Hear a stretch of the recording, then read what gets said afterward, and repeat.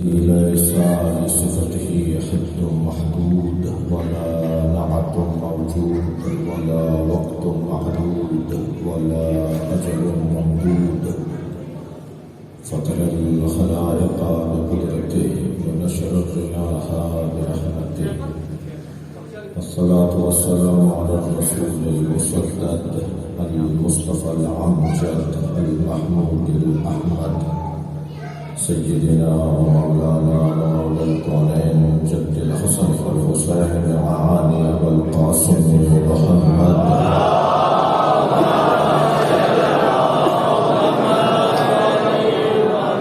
وآله الطيبين الطاهرين المعصومين الذين قال الله إنما يريد الله ليذهب عنكم الرجس أهل البيت ويطهركم تطهيرا.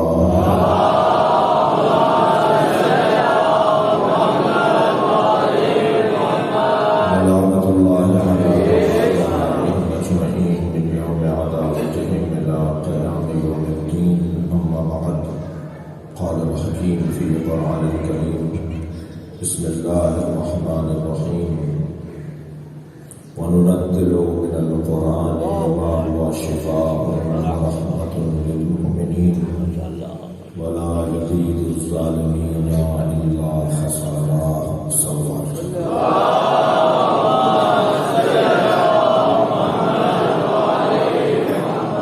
التماس ایک سورہ فاتحہ اخلاص. ماہر تعلیم استاد پروفیسر ایک بہترین ادیب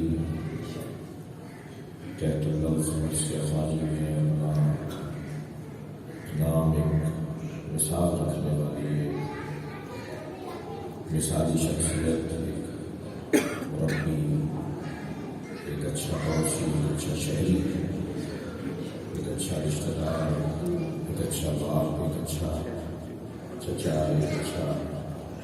ایک اچھا انسان، یعنی پروفیسر سید عابد حسین نقوی، سید شکیل حسین نقوی کے ساری ثواب کے لیے ایک سورہ فاتحہ.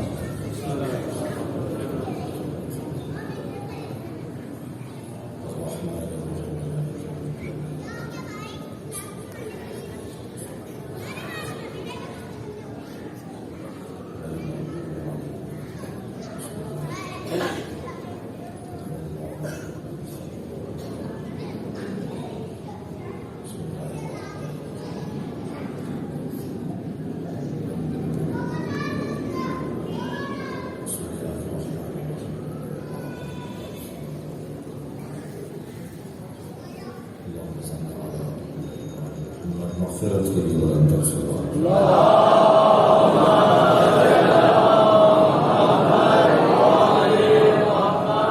سورہ مبارکہ اسراء کی 82 نمبر پر نشان موجود آیت. اللہ اپنے اس کلام میں قرآن مجید کا تعارف کروا رہا ہے اور قرآن کی فضیلت کو بیان کر رہا ہے، اور قرآن کا نام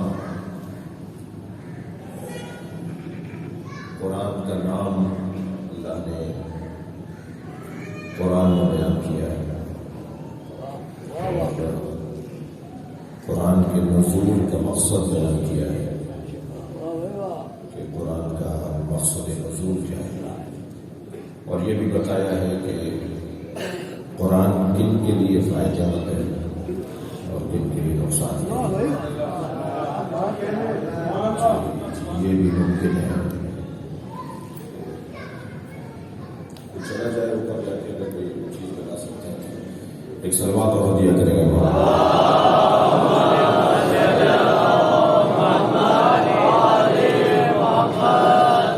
توجہ ارشاد ہو رہا ہے کہ ما ہوا وننزل من القرآن ما هو شفاء، اور ہم نے قرآن کو نازل کیا ما ہوا شفاء، مائے موصولہ اس بنیاد پر کہ اس میں شفا ہے. اچھا، ہمیں شفا کا لفظ جب بولا جاتا ہے تو پھر ڈاکٹر ذہن میں آتا ہے، دوا ذہن میں آتی ہے، علاج اور معالجہ ذہن میں آتا ہے، اور قرآن کہہ رہا ہے کہ قرآن شفا ہے۔ تو علاج اور معالجے کے بارے میں بھی تھوڑا سا طے کرنا ہوگا کہ بیماری کسے کہا جاتا ہے۔ بعض اوقات بدن کو تکلیف ہو تو ہم اسے بیمار کہتے ہیں، لیکن عزیزان گرامی بدن بیمار ہو اور روح صالح ہو تو بدن کی بیماری اثر نہیں دکھاتی اگر روح صحت مند ہو۔ کیا کیا جائے کہ روح صحت مند ہو جائے جو بدن کی بیماری کا اثر ہی نہ ہو۔ آپ نے کتنے ہی بیمار دیکھے ہوں گے کہ جو بستر پر لیٹے ہوئے ہیں مگر میدان میں اترنے والوں سے زیادہ شجاع نظر آتے ہیں۔ وہ اس لیے کہ ان کی روح مضبوط ہے، ان کی روح صحت مند ہے۔ ممکن ہے کوئی 90 سال کا ہو اور اس کا ہاتھ کانپ رہا ہو لکھتے ہوئے، مگر وہ کانپتے ہوئے ہاتھوں سے اگر لکھ رہا ہو کہ سلمان رشدی واجب القتل ہے، اس کا قلم بتا رہا ہے کہ بدن تو ضعیف ہے مگر روح جوان ہے۔ تو پہلے طے کیا جائے، صلوات پڑھے محمد والا،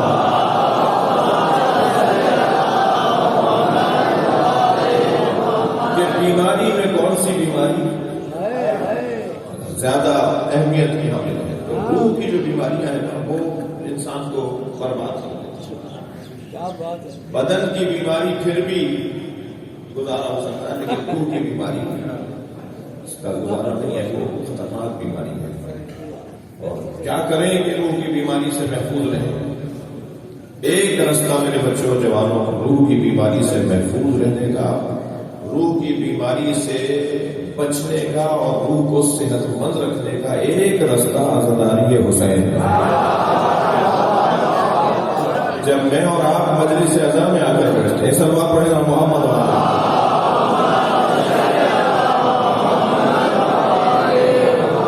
تو یہ مجلس ہے یا شفا خانہ حسین ہے؟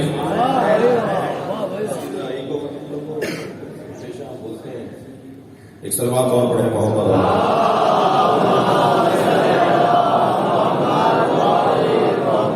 اس سے بلند اور بہتر صلوات پڑھیں۔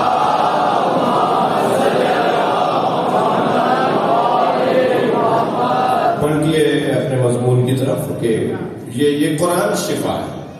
اچھا، اس آیہ کریمہ میں تھوڑا مضمون اپنا مرتب کر رہا ہوں اور آپ کی سماعتوں کو اپنے ساتھ رکھنا چاہتا ہوں۔ یہ جو آیہ کریمہ سورہ اسراء کی 82 نمبر کی آیت میں نے پڑھی، یہ اس وجہ سے بھی پڑھی کہ ایک تو ایصال ثواب کی مجلس ہے، اور ایصال ثواب کی مجلس میں ہمارے ہاں جس چیز کا خیال رکھنا چاہیے اور رکھا جاتا ہے وہ ہے قرآن خوانی، قرآن کی تلاوت۔ اور اہل بیت کا چاہنے والا ویسے بھی قرآن سے دور رہ نہیں سکتا۔ جناب سیدہ زہرا سلام اللہ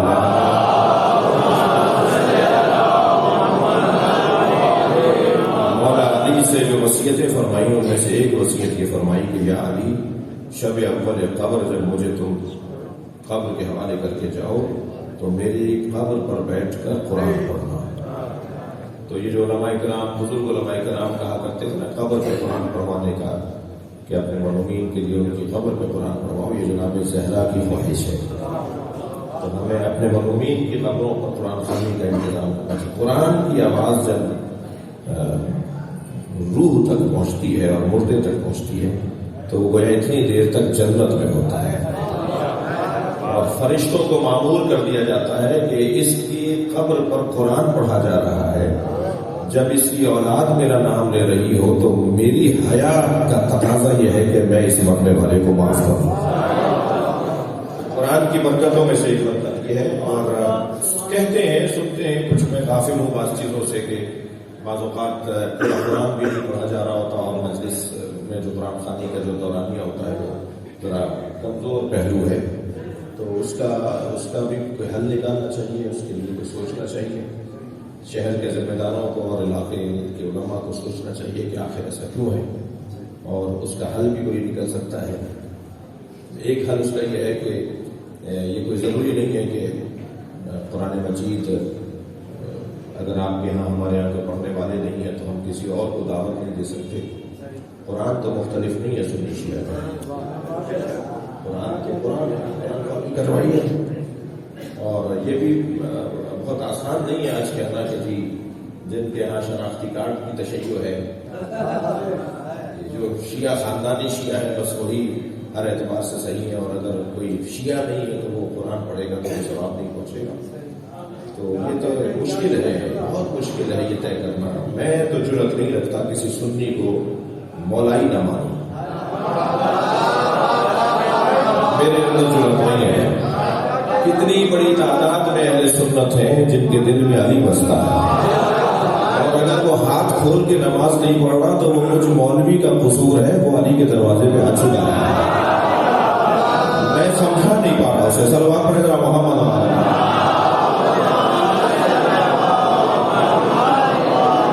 ہم مبلغوں کی کمزوری ہے، میں اپنے لیے کہہ دوں، ہم مبلغوں کی کمزوری ہے کہ ہم ان سے ہاتھ کھلوا نہیں پا رہے،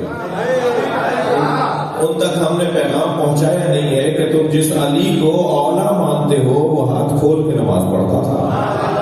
اگر یہ میں سمجھا دوں اسے تو پھر کیوں دیر لگے گی اسے ہاتھ کھولنے؟ اور ہم روزانہ مشاہدہ کر رہے ہیں کہ ہر آئے دن ہمیں ہاتھ کھولتے ہوئے لوگ بڑھتے ہوئے نظر آ رہے ہیں۔ تو یہ والی بحث اگر کہیں کمزور ہے تو ہماری وجہ سے، لیکن یہ کہہ دینا کہ کیونکہ وہ ہاتھ باندھ کے نماز پڑھتا ہے، وہ مثال کے طور پر جمعہ فلاں مسجد میں پڑھتا ہے تو وہ مولا ہی نہیں ہے، وہ اہل بیت کا چاہنے والا نہیں ہے، اور تم رضی اللہ تعالیٰ عنہ کہیں نماز بھی نہیں پڑھتے ہو، تم کہیں نماز بھی نہیں پڑھتے ہو مگر شناختی کارڈ تم نے بنوایا ہے مولا علی کا، یہ مولا کے شیعہ ہے۔ صلوات پڑھنا محمد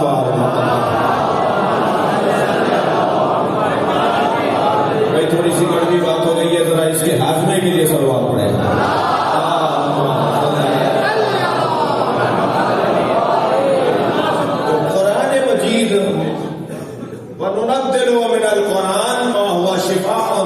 قرآن کو نازل ہی اس لیے کیا گیا ہے کہ قرآن شفا ہے۔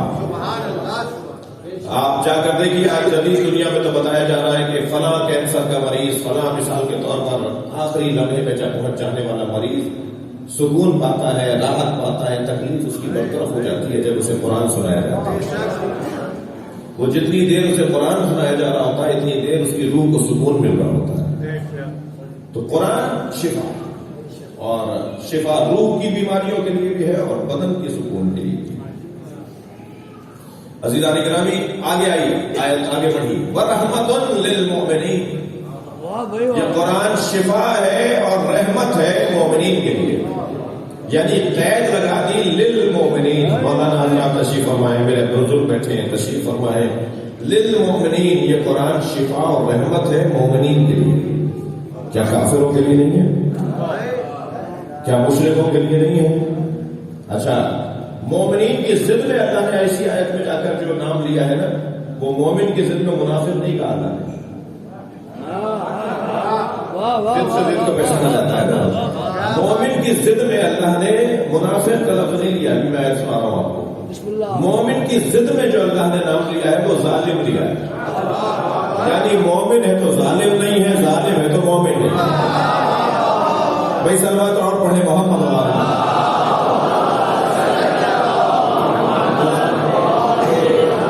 ارشاد ہوتا ہے وَنُنَزِّلُ مِنَ الْقُرْآنِ مَا هُوَ شِفَاءٌ وَرَحْمَةٌ لِّلْمُؤْمِنِينَ، قرآن کو نازل کیا گیا ہے شفا بنا کر اور رحمت بنا کر، کس کے لیے؟ مومنین کے لیے۔ وَلَا يَزِيدُ الظَّالِمِينَ إِلَّا خَسَارًا، اور اس قرآن سے کسی ظالم کو کچھ حاصل نہیں ہوتا سوائے نقصان کی۔ مومن کو کیا حاصل ہوتا ہے؟ شفا اور رحمت، اور ظالم کو کیا ملتا ہے قرآن سے؟ نقصان۔ اچھا، قرآن نقصان دینے کے لیے ہے؟ یہ مجلس نقصان کے لیے ہے؟ ہاں اور نہیں، دونوں نہیں، دونوں ٹھیک ہے۔ یہ مجلس نقصان کے لیے ہے، فائدے کے لیے؟ یہ مجلس مومن کے لیے فائدہ ہے اور حسین کے دشمن کے لیے نقصان۔ اسی مجلس سے صلوات پڑھے محمد و آل محمد۔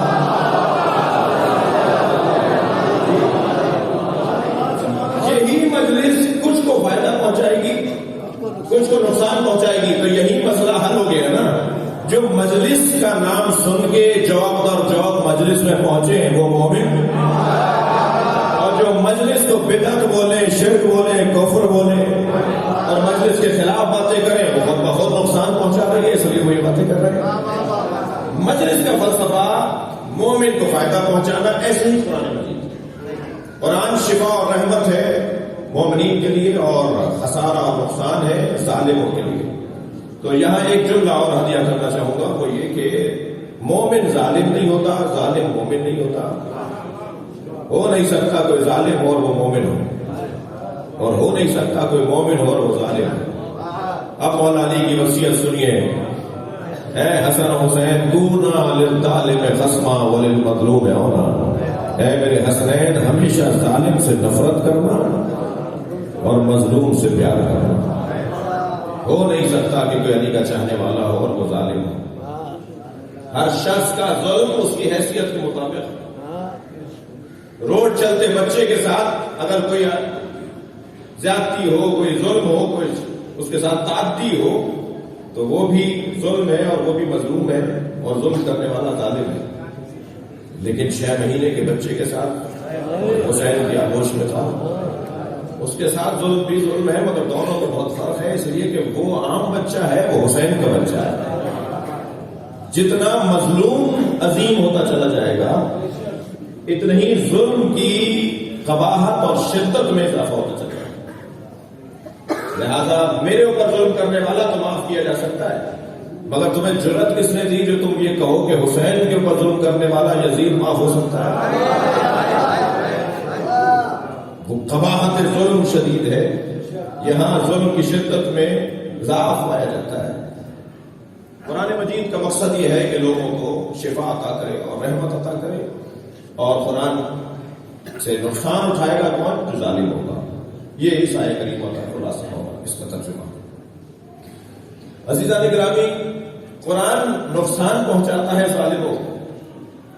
تاریخ بشریت میں ظلم کے خلاف جس نے اہتمام کے ساتھ گفتگو کی ہو، جس نے انتظام کے ساتھ نظام بنایا ہو، جس نے ظلم کے خلاف بنیادیں ڈالی ہو، جس نے مظلوموں کی حمایت میں اور فقیروں کی داد رسی میں نصاب زندگی مرتب کیا ہو، اسے علی کہتے ہیں۔ لہذا جیسے قرآن مجید ظالموں کے لیے نقصان ہے، ایسے ہی علی ظالموں کے لیے خطرناک ہے۔ اب ذرا مولا کائنات کا زیارت نامہ پڑھ کے دیکھیے، السلام علی نعمت اللہ علی الابرار، سلام ہو اس علی پر جو نیکوکاروں اور مومنوں کے لیے اللہ کی نعمت ہے، وَنِقْمَتِهِ عَلَى الْفُجَّارِ، اور کافروں، فاجروں اور ظالموں کے لیے جو اللہ کا عذاب ہے۔ یعنی علی مومنوں کو فائدہ پہنچاتے ہیں اور فاجروں کو نقصان پہنچاتے ہیں۔ جو قرآن کا مقصد نزول ہے وہی علی کا مقصد وجود ہے۔ صلوات پڑھیں محمد وآلہ۔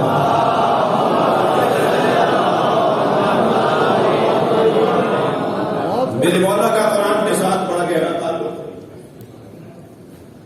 سرکار دو جہاں سے پوچھا گیا، یا رسول اللہ حبل اللہ کا کیا مطلب ہے؟ مولا علی سے پوچھا گیا، یا علی حبل اللہ واعتصموا بحبل اللہ جميعا ولا تفرقوا، اللہ کی رسی کو مضبوطی کے ساتھ، کہ اللہ کی رسی کا کیا مطلب ہے؟ وہ کون سی رسی ہے؟ کہاں لٹکی ہوئی ہے؟ وہ رسی جو اللہ کی رسی ہے کہیں لٹکی ہوئی ہوگی، مکے میں ہے، مدینے میں ہے، کہاں ہے؟ کہاں جا کے اس رسی کو پکڑے جو ہم اللہ تک پہنچائیں گے؟ قرآن پکار کے کہہ رہا ہے کہ اللہ کی رسی کو مضبوطی کے ساتھ تھامے رکھو۔ حیدرآباد والوں نے کہاں دیکھی ہے اللہ کی رسی؟ میں اور ذرا اپنے مضمون کو پختہ کر لوں، اہدنا الصراط المستقیم، صراط مستقیم پر قائم رکھ۔ یہ کون سا رستہ ہے کہ جس پر قائم رہنے کا حکم دیا جا رہا ہے؟ کیا یہ کراچی سے اسلام آباد جاتا ہے یا یہ مثال اسلام آباد سے مکہ جاتا ہے؟ وہ رستہ کون سا ہے کہ جس پر قائم رہنا ہے، یا ہدایت دی جا رہی ہے کہ اس رستے کو تلاش کرو؟ یہ رسی کون سی ہے جس کو پکڑنے کا حکم دیا جا رہا ہے؟ بھائی رسی کا جب تصور آئے گا تو تحت سے فوق کا تصور بھی لانا لازمی ہے۔ یہاں سے وہاں کا تعلق، رسی لٹکی ہوئی ہے، رسی کو پکڑ لو، کنویں میں رسی ڈالی جاتی ہے تاکہ وہ ڈوبنے والا پکڑ لے، چھت سے رسی پھینکی جاتی ہے تاکہ چڑھنے والا اس رسی کو پکڑ لے. یہ کہاں لٹکی ہوئی ہے اللہ کی رسی؟ وہ اللہ کے راستہ کہاں ہے جس پہ چلنے کا ہمیں حکم دیا جا رہا ہے؟ وہ مشرق میں ہے، مغرب میں ہے، شمال میں ہے، جنوب میں ہے، وہ کہاں ہے؟ تو بھائی میں محنت کا ایک جملہ دیا کر رہا ہوں، حیدرآباد کا سماعت والا مجمع ہے، یہ جو اللہ کی رسی ہے اور یہ جو اللہ کا رستہ ہے، یہ بیرونی رستہ اور بیرونی رسی نہیں ہے، یہ درونی ہے. یہ رستہ کسی مشرق اور مغرب میں نہیں جاتا، یہ رستہ دل اور دماغ کو جاتا ہے. اگر تم نے دل اور دماغ کے رستے کو ڈھونڈ لیا تو تمہیں علی ملے گا، قرآن ملے گا، تمہیں مل جائے گا. اپنے اندر ڈھونڈو سوچی. یہ درون کے اندر ہے، انسان کے اندر ہے، یہ صراط جو جس میں باقی رہنا ہے. اللہ نے ہم سب کو صراط پر پیدا کیا ہے، جسے فطرت کا نام بھی دیا گیا. اللہ نے ہمیں اس رسی سے آشنا کیا ہے فطری طور پر کہ جسے حبل اللہ کہا ہے قرآن نے. میں مجسم کرنے کے لیے ایک مثال دے رہا ہوں. ہم سب علم کو پسند کرتے ہیں یا نہیں؟ جی. ہم سب جہالت سے نفرت کرتے ہیں یا نہیں؟ ہم سب شجاعت کو پسند کرتے ہیں یا نہیں؟ ہم سب بزدلی سے نفرت کرتے ہیں یا نہیں؟ جی. ممکن ہے ہم خود بہت مضبوط نہ ہو، لیکن جو بزدل ہوتا ہے اس سے بھی ہمیں پیار نہیں ہوتا. کہ جی بزدل سے ہمیں پیار نہیں ہے مگر ہمارا حال بھی اچھا نہیں ہے، وہ علیحدہ بات ہے. جی. ہم سب سخاوت کو پسند کرتے ہیں یا نہیں؟ چاہے خود ہو نہ ہو لیکن سخاوت کو پسند کرتے ہیں. ہم کنجوسوں سے نفرت کرتے ہیں یا نہیں؟ یہ فطری بات ہے نا کہ ہم علم سے پیار کرتے ہیں. موسیٰ بھائی، ہم شجاعت سے پیار کرتے ہیں، ہم سخاوت سے پیار کرتے ہیں، عزت والے لوگوں سے ہم پیار کرتے ہیں، ذلیلوں سے ہم نفرت کرتے ہیں، غیرت والے لوگوں سے ہم محبت کرتے ہیں اور بے غیرتوں سے ہم نفرت کرتے ہیں. تو یہ بتانے کے لیے کسی اسکول میں جانے کی ضرورت ہے؟ یہ جذبہ جو ہے علم سے محبت اور جہالت سے نفرت، سخاوت سے محبت اور کنجوسی سے نفرت، شجاعت سے محبت اور بزدلی سے نفرت، اس کے لیے کسی کالج میں جا کے پڑھنا ہے. یہ فطرت میں ہے یا نہیں؟ یہ ہمارے اندر ہے یا نہیں؟ یہ اندر سے ایک آواز آتی ہے، یہ درونی رستہ ہے. جب تمہیں اندر ہی ہم نے سجا کے دے دیا کہ علم سے محبت کرو گے اور نفرت کرو گے جہالت سے، تو تمہیں اندر علی نہیں مل رہا، تمہیں اندر اہل بیت نہیں مل رہے. یہی تو صراط مستقیم ہے اور یہی تو حبل اللہ ہے. صلوات پڑھیں محمد و آل محمد.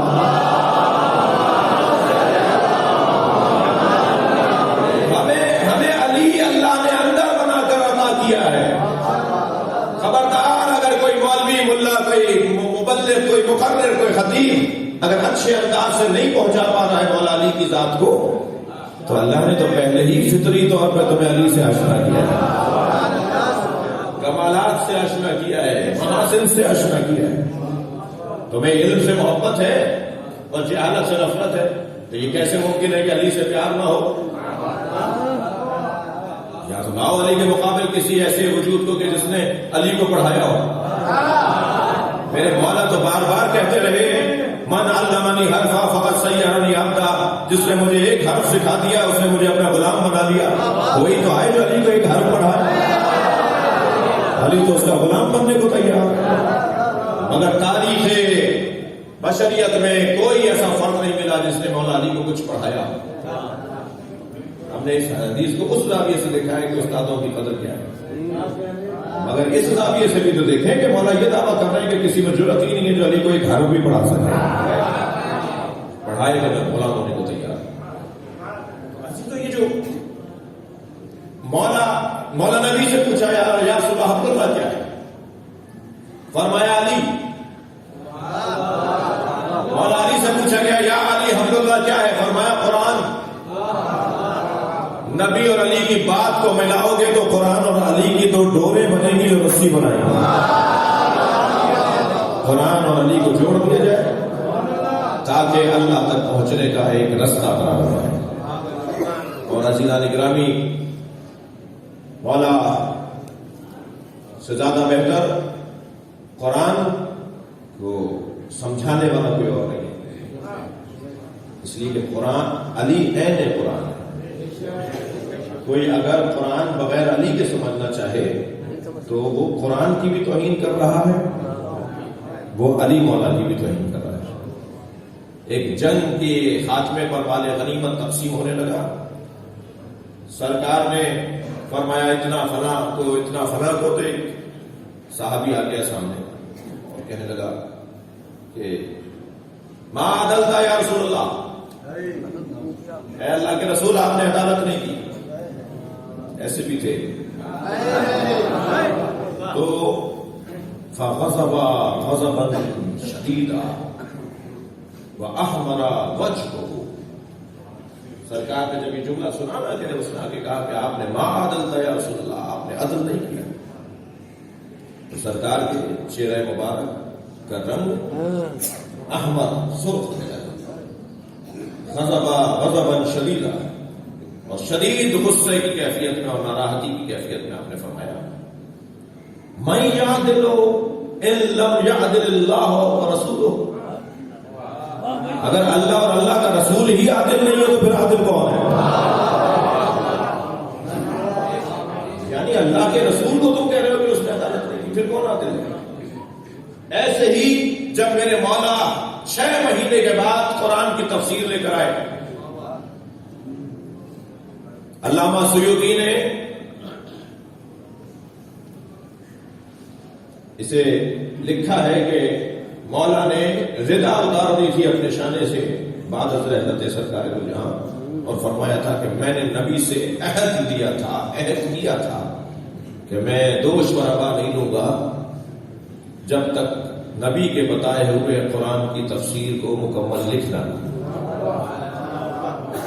پیغام بھیجا تھا حضرت نے کہ آپ ہماری بیعت نہیں کر رہے، آپ آ نہیں رہے، دربار میں نہیں آ رہے، ملاقاتوں کے لیے نہیں آ رہے. تو حضرت نے فرمایا میں نے نبی سے یہ عہد کیا تھا کہ جب تک قرآن کی تفسیر مکمل نہیں لکھوں گا، جو نبی نے مجھے بتایا کہ فلاں آیت کہاں نازل ہوئی اور فلاں آیت کا مطلب کیا ہے، اس وقت تک میں آبادوش میں نہیں دوں گا، یعنی باہر نہیں آؤں گا سوائے نماز کے. میں آبادوش کا نہیں دوں گا، یہ میں نے عہد کیا ہوا ہے. میں قرآن جمع کروں. اور پھر 6 مہینے کے بعد مولا کائنات، بعض روایات کا حصہ ہے کہ بوری تھی جس کے اندر کھال پر اور مختلف تختیوں پر مولا نے وہ لکھا تھا، مختلف بڑے پتوں کے اوپر مولا نے لکھا تھا، اور وہ مولا بوری بھر کر لے کر آئے تھے اور فرمایا یہ ہے وہ جو میں نے 6 مہینے میں نبی مکرم نے جو مجھے بتایا تھا وہ میں لے کر آیا. تو جواب دیا گیا کہ ہمیں نہیں چاہیے، واپس لے جاؤ. اور مولا وہ قرآن جو تفسیر قرآن ہے وہ مولا لے گئے، مگر علم علی منتقل ہوا امام حسن تک، پھر امام حسین تک، یہاں تک کہ امام وقت کے پاس وہ مولا علی کی لکھی ہوئی تفسیر ہے، اور جب امام ظہور فرمائیں گے تو وہ لے کر آئیں گے. میں تو رو اسی طرح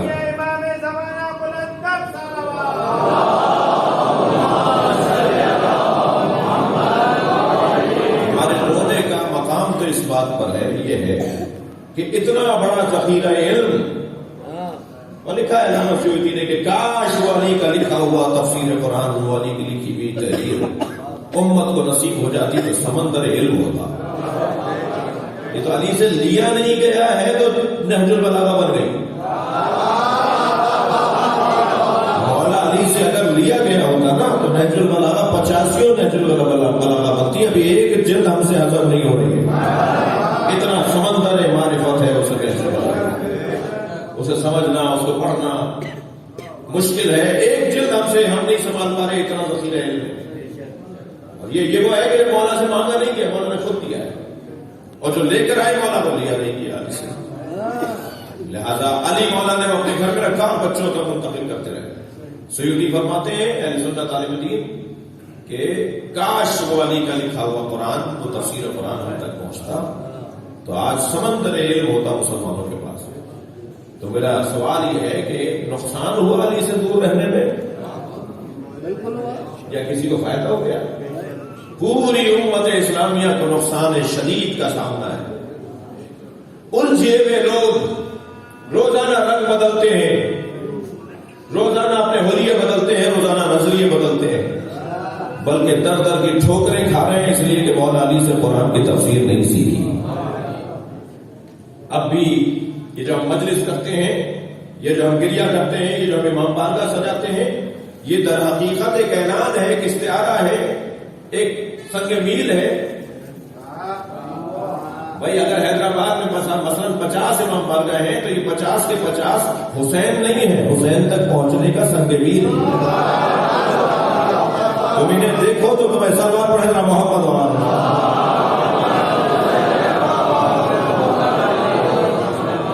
اذان دیتے رہو. یہ مجلس اذاں امام حسین اذان ہے علی کی طرف بلانے کی.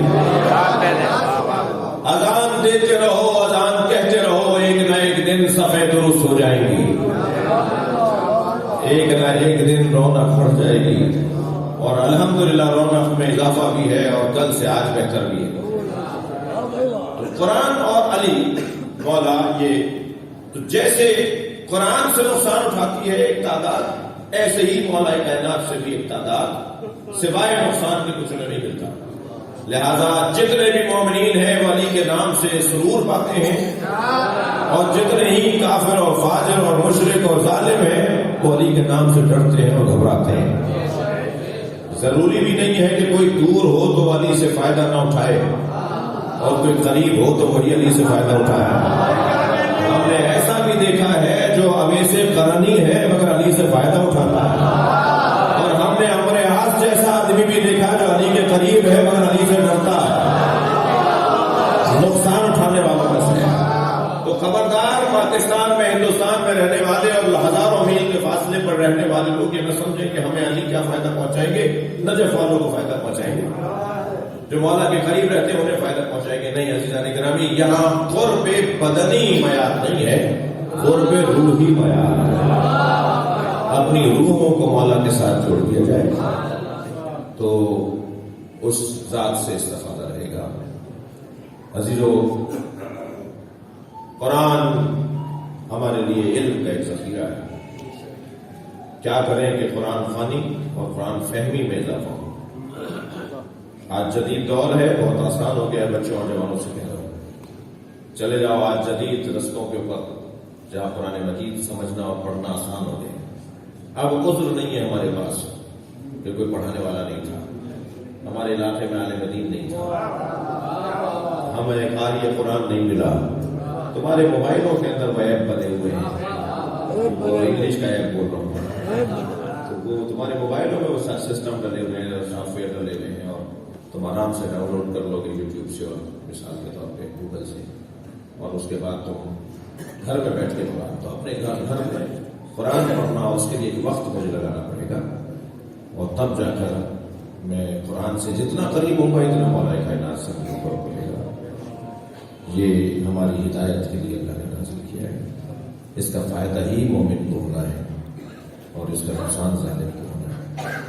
ایک اور بات جو تکراری ضرور ہے مگر سنتے جائیے، اور بات بچوں سے اور جوانوں سے ہو رہی ہے کہ اپنے مزاج میں ظلم و زیادتی کا جو گزر ہے اس کا رستہ بدلیے.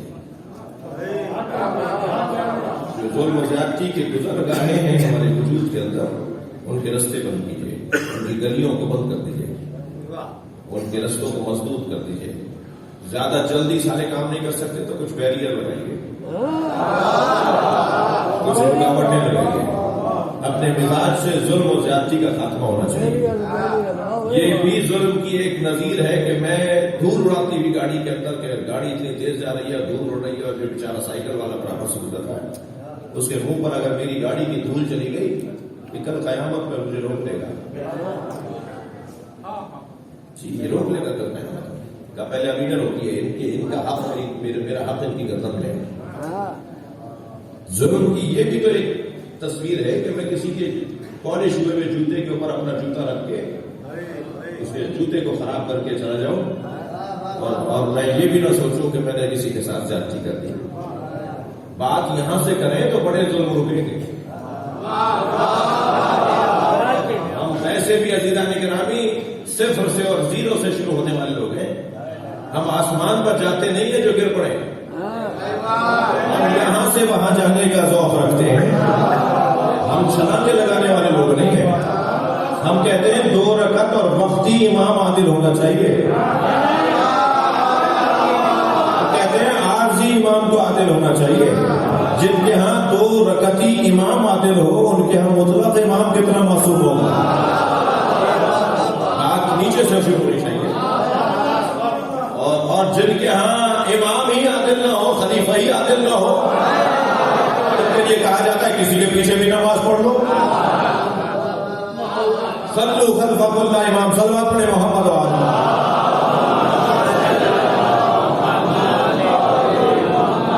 لہذا چھوٹے چھوٹے ظلموں کی طرف میرے بچوں سے وہاں مجلس موت کی ہے، وعظ اور نصیحت کی مجلس ہے، اس لیے چند جملے کہہ رہا ہوں. چھوٹے چھوٹے ظلم جو ہم اپنی زندگیوں میں بغیر توجہ کیے ہوئے کچھ احساس ہی نہیں ہوتا اور ہم ظلم و زیادتی کر جاتے ہیں، ان کی شناسائی پہلے اپنی زندگیوں میں ہو. میں طالب علم ہوں اور رہا ہوں ہاسٹل میں. جو عرفا اور اہل دل اساتذہ ہوتے ہیں، رات کے 2 بجے اگر انہیں طہارت کے لیے اپنے حجرے سے نکل کر مثلاً بیت الخلاء کی طرف جانا ہے تو وہ جو پٹاخ پٹاخ چپلیں جوتوں کی آوازیں اور سارا ہاسٹل جاگ رہا ہے، بار بار بچے سوتے ہوئے اٹھ رہے ہیں کہ ساتھ کون جا رہا ہے اتنی تیز تیز طور پر. تو یہ جو اہل دل ہوتے ہیں نا وہ جوتیاں اپنے ہاتھ میں لے لیتے ہیں کہ کہیں میرے جوتے کی آواز سے کوئی طالب علم سوتے ہوئے اٹھ نہ جائے، یا اس کی عبادت میں یا اس کی مطالعے میں خلل نہ جائے. کل قیامت میں یہ والی میری آوازیں مجھے تنگ کریں گی. ظلم و زیادتی کی مثالیں اپنی زندگیوں میں مجھے ایسے ڈھونڈنی چاہیے. میں کہاں کہاں زیادتیاں کر رہا ہوں، کہاں کہاں ظلم کر رہا ہوں. اگر میں نے چھوٹی چھوٹی مثالوں کو کنٹرول کرنا شروع کر دیا تو بڑی بڑی مثالیں آہستہ آہستہ خود بخود کنٹرول ہوتے چلے جائیں گے. کسی کے ساتھ زیادتی علی بچانے والوں کا شیوا نہیں ہے. کسی پہ ظلم، کسی کا حق اپنی گردن پہ لینا، عزیزو سن کے بڑا عجیب سا لگتا ہے کہ معلوم ہے فریج میں رکھی ہوئی چیز خالی کا بھی کس کی تھی کھائی، ہمیں کیا پتا کس کی تھی رکھی تھی خالی. تم نے پوچھا نہیں کسی کی چیز کھا لے. یہ جو وضو کے لیے ہم کسی اور کی جوتی پہن کے واش روم جا کر وضو کرتے ہیں، وضو پاتے رہے. ہماری مسجدوں میں جوتی کو اتار کے مسجد میں گیا.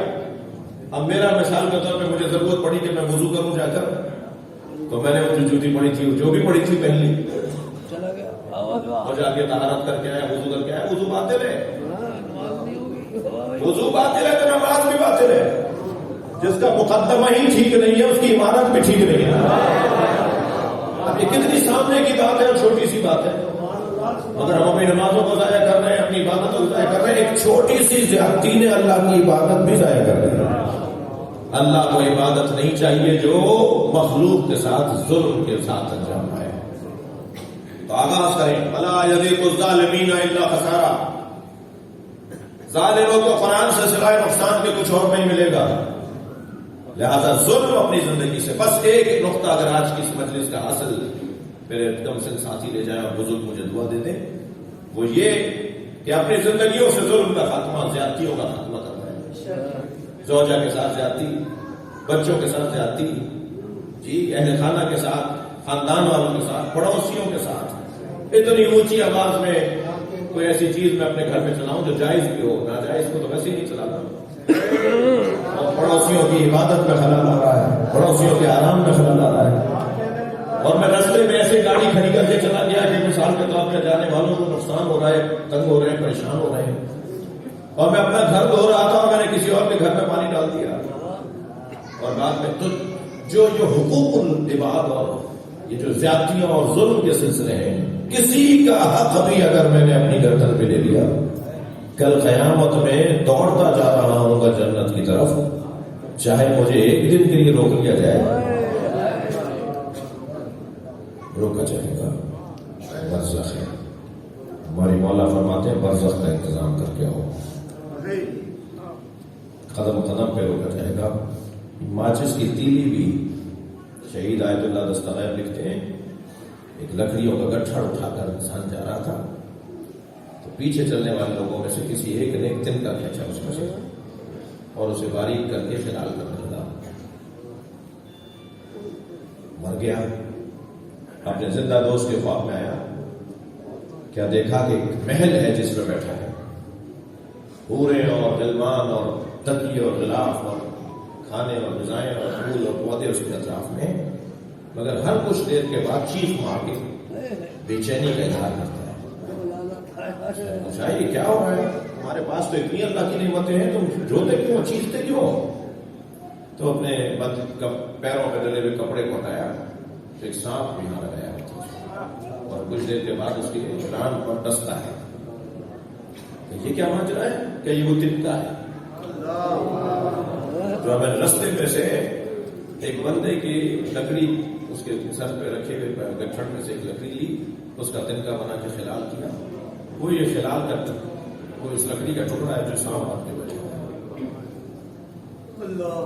کہا تو مجھ پر مہربانی فرماؤ، فلاں جگہ رہتا ہے، اس سے جا کے قوم میں معاف کر دیں.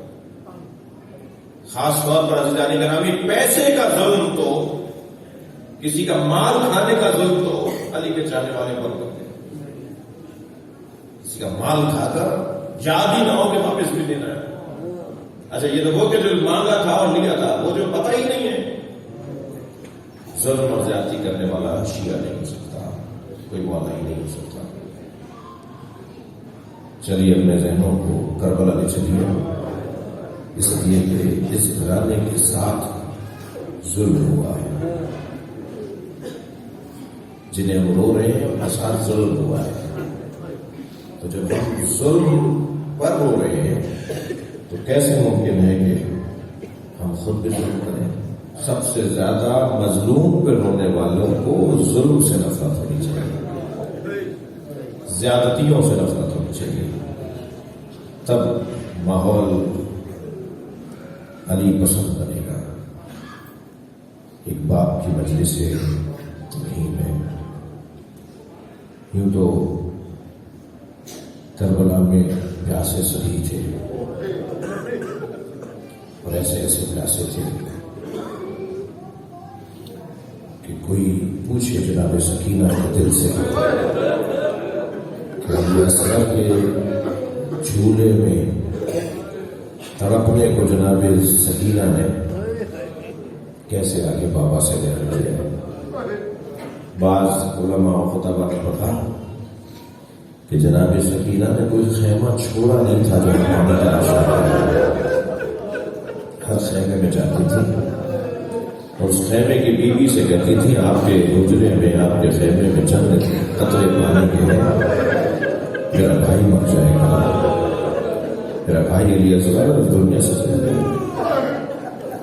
امام حسین کو بھی علی اصغر کے تڑپنے کا اتنا احساس تھا.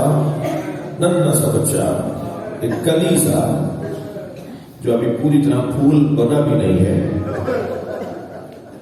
اسے ایک جوان کہنے لگا ہمارے یہاں عشرے میں محرم میں مچھلی نہیں تلی جاتی، گھر کی بڑی بوڑھیاں روکتی ہیں مچھلی نہیں کھاؤ، کیا شریعت کا حکم ہے؟ میں نے کہا جی شریعت میں تو حلال ہوگا مگر عقیدت میں حلال نہیں. اس لیے کہ امام حسین نے علی اصغر کے تڑپنے کو مچھلی کے تڑپنے سے کہا. اجرکم اللہ، اجرکم اللہ. آپ کی آوازیں بلند ہیں. میرے مولا فرماتے ہیں جو لفظ استعمال کیا ہے امام حسین نے، کیا دیکھ نہیں رہے میرا بچہ مچھلی کی طرح منہ کھول رہا ہے اور منہ بند کر رہا ہے. یہ یتلذذ کی کیفیت مچھلی پر اس وقت آتی ہے جب اس میں تڑپنے کی سکت نہیں رہتی، جب اس میں پٹکنے کی، اپنے آپ کو زمین پہ اچھال کے پٹکنے کی سکت نہیں رہتی. آخری لمحہ ہوتا ہے مچھلی کا جب اس کا دم نکل رہا ہوتا ہے، جب وہ منہ کھولتی ہے اور بند کرتی ہے، بس کچھ دیر کے بعد اب وہ یہ بھی نہیں کر پائے گی. امام نے علی اصغر کے آخری شہادت سے پہلے کے مرحلے کو فرمایا دیکھ نہیں رہے میرا بچہ مچھلی کی طرح ہوگا. لیکن کیا ہوا؟ کیا پانی پلا دیا گیا؟ ایک تیر سے شعبہ تھا جو علی اصغر کے گلے میں لگا، اور جناب رباب پر سلام بھیجیے کہ جب اس حالت میں بچے کا لاشا دیکھا تو ننھے ننھے لبوں پر پیار کرتے ہوئے کہا یا بنیا مثلو کا ینہر، اے میرے لال کیا تجھ جیسوں کو نہر کیا جاتا ہے. اجرکم اللہ، اجرکم اللہ. آپ کی آوازیں بلند ہیں. چند منزلیں مجھے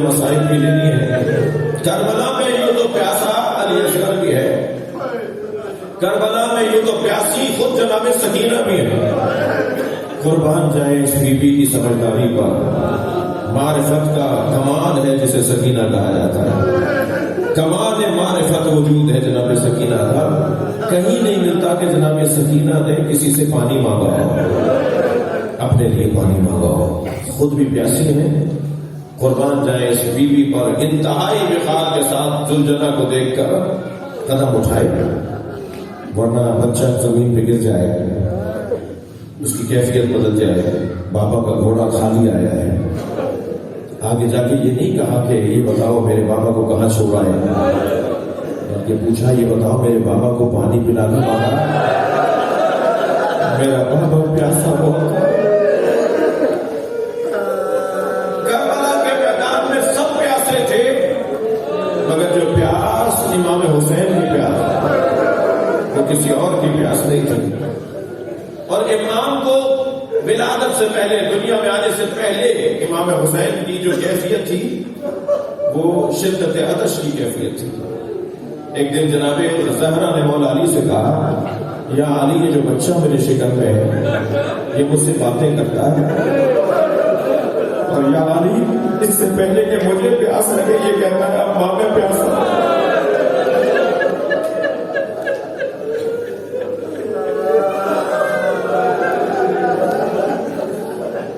کربلا کے میدان میں حسین کی پیاس کا احساس جناب زینب کو بھی تھا, جناب سکینہ کو بھی تھا, امام سجاد کو بھی تھا. امام سجاد نے قبر حسین پر یہ نہیں لکھا ھذا قبر الحسین الذی قتلوا مظلوما, یہ اس کی قبر ہے جسے مظلوم مارا گیا. نہیں لکھا یہ اس کی قبر ہے جسے غریب مارا گیا. لکھا یہ اس کی قبر ہے جسے پیاسا مارا گیا. الذی قتلوا عطشانا. اجرکم اللہ, اجرکم اللہ. مجلس ہو گئی اللہ کو, میرے حصے کا بیان مکمل ہو گیا. بس ایک منظر اور دیکھ لیجیے, اور وہ منظر وہ ہے کہ جب بیٹا باپ کے لاشے پر آیا, امام حسین کے لاشے پہ جب امام سجاد آئے, اللہ کسی بیٹے کو باپ کا ایسا لاشا نہ دکھائے. امام کا حال متغیر تھا. میرے مولا کے بدن پہ گھوڑے دوڑائے جا چکے تھے. امام سجاد نے بابا کا لاشا دیکھا تو روح پرواز کرنے کو تھی. جناب زینب کو اپنے خود کو گھوڑے سے سواری سے گرا دیا. آگے بڑھ کر کہا زین العابدین یہ کیا حال ہے تمہارا؟ فرمایا پھوپھی ماں 2 قدم آگے آئی اور بابا کا لاشا دیکھیے. اب جناب زینب نے کیا دیکھا کہ لاشا حسین کا پہچانا نہیں جا رہا. قتلوہ اربن اربا, جوڑ جوڑ حسین کیا لینا ہے. میری بیوی نے امام حسین کو دیکھ کر کہا انت اخی زینب, تم ہی ہو حسین جو زینب کا بھائی.